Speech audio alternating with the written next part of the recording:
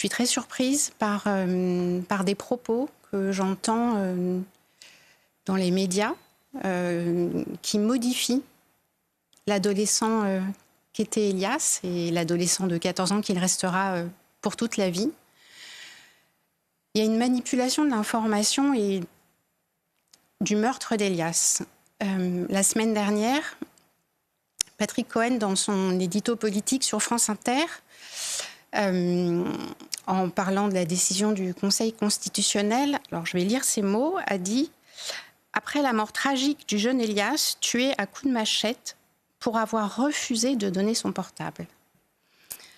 En fait, ce que fait Patrick Cohen, c'est qu'il prend parti et qu'il manipule l'information et le meurtre d'Elias en décidant lui-même, alors qu'on ne connaît pas encore la vérité, que Elias a refusé de donner son téléphone. Il réalise un biais cognitif, c'est-à-dire qu'il sous-entend que si Elias avait donné son téléphone, il ne serait pas mort.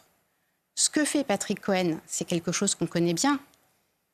Une femme violée, si elle n'avait pas porté une mini-jupe, elle n'aurait pas été violée. Donc pour nous, les parents d'Elias, 5 mois après la mort de notre enfant, entendre Patrick Cohen, qui est censé être un journaliste rigoureux, on voit là qu'il ne l'est pas, qu'il est médiocre, tenir de tels propos, pour nous, c'est indécent. C'est indécent parce que notre fils Elias, c'est un jeune homme courageux. Il faut imaginer qu'il se retrouve avec son meilleur ami face à 2 adolescents. Il ne sait pas qu'ils sont armés. Personne n'imagine qu'il porte une machette et une hachette. Caché. Donc en fait, il ne la voit pas. Moi, je ne sais pas, nous ne savons pas si Elias a refusé ou non de donner son téléphone.